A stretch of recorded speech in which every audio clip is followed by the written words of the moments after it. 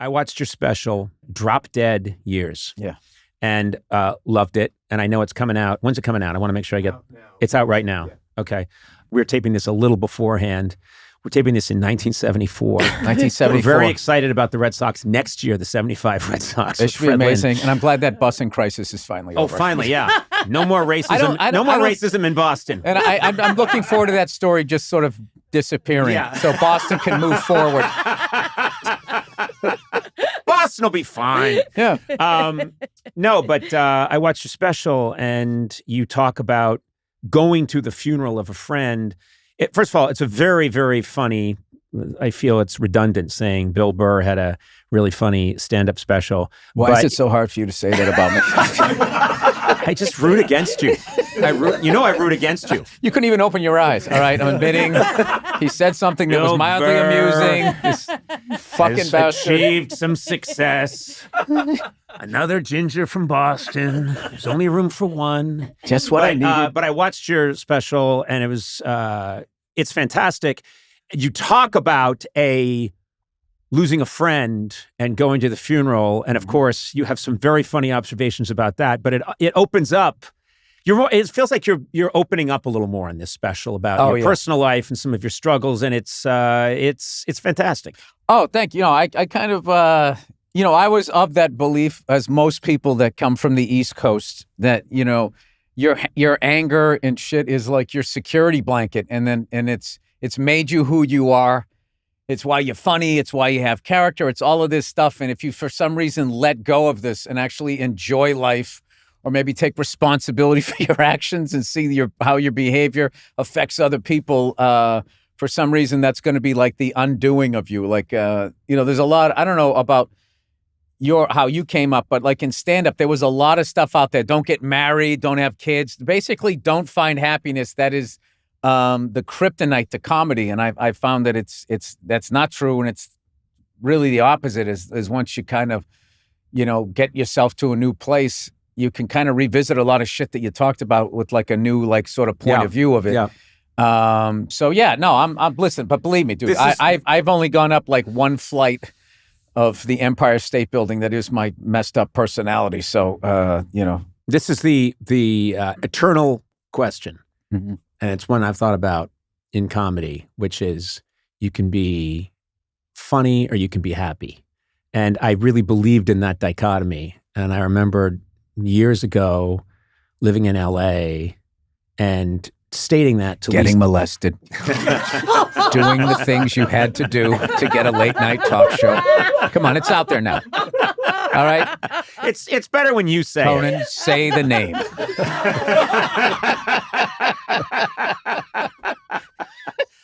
We all did what we had to do. I'm here now. Hey, it was a different time. Different time.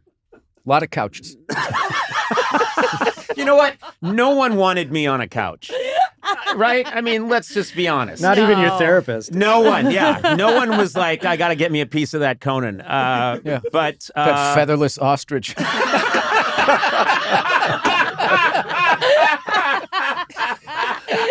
Why? Why do I invite you back? I don't know. It's not right. Oh my God. I really did believe that was a choice you had to make, and I was okay with being miserable. Yeah, being miserable, and I thought it made me tough.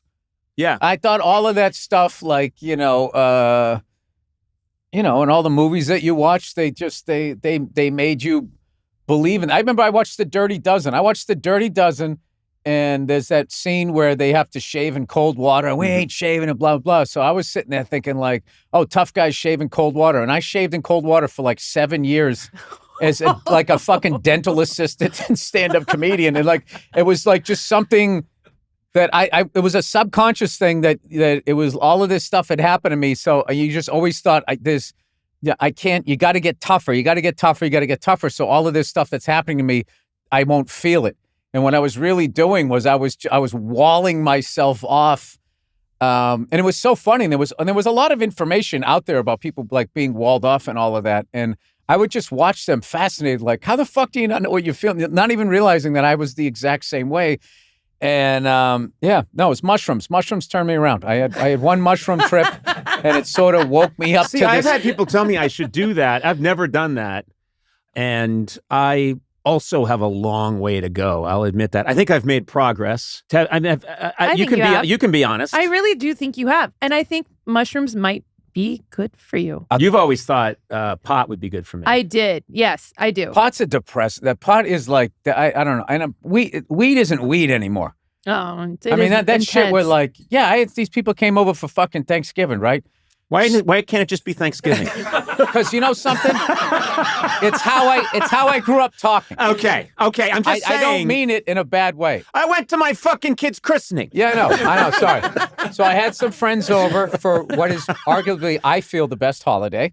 This is what I really feel, but I said fucking Thanksgiving, but I really love Thanksgiving because, it's a nice hang and you don't have to buy anything. And this Christmas. Who doesn't I can't stop looking at that like camera. A fucking turkey? I don't know why. Who doesn't make some fucking giblets and gravy? As he sips his dainty little coffee. Iced coffee. I had to get rid of the straw. I'm not evolved enough as a man that I can drink out of a straw and still feel all right about floor myself. number 4. I just think of it as an aluminum dick. Just doing my part to show that I'm an ally. Aluminum Can't dick. wait to take another sip. Oh my God. Oh, come on, This Sona. episode is called Conan Swallows. Anyway, what was I talking about? So I had some people over for Thanksgiving, and this guy he has a joint, right? So I'll take a couple of hits, whatever. I go, what is this? And he told me, he goes, it's a nice afternoon sativa, right? So didn't that sound like the wind was just blowing through my non-existent hair? So I go, all right. So I took 3 of the hits off of that thing, and I just wasn't at Thanksgiving anymore. I mean, I was like there. I was like, people kept talking to me. My wife just kept going, he's useless. He's useless. You got to wait a couple hours. It's so powerful. Yeah. I'm not. It's too late for me. No, that's why I ended up texting you some of the jokes a few days later. Yep. That thing where we were doing the thing, me and this other guy were high out of our minds, and like nobody in this industry has been buying anything since the strike. Yeah. But they're taking meetings, wasting your time. So we were like, we should waste their time back. We were just pitching sequels to perfect movies that didn't need a sequel. And my favorite one was Two Flew Over the Cuckoo's Nest. This time he's keeping the sink. And it's all about the Indian guy. After he throws it, he picks the sink up and he's running with it. And Tommy Lee Jones is chasing him. It's just basically becomes The Fugitive. You merge Fugitive. Yeah. And my favorite part was he's standing near the waterfall. And he's like, this sink means a lot to me. And Tommy Lee Jones like, I don't care. He jumps. So I opened that up to my podcast listeners. Dude, regular people are so fucking funny now because they're pitching jokes. And so now they're funny. Somebody had the best one, wrote a sequel to Schindler's List. Mm-hmm. It was called Schindler's Wrist. It's about the carpal tunnel Schindler got writing the list and the therapy. It's just this? And the therapy that happened. And the movie just ends with him being like, it feels pretty good. Just totally anticlimactic. How you feeling, Schindler? I gotta say, pretty good. Pretty good. Yeah, you're a wizard. And just sit there pitching it with a straight face.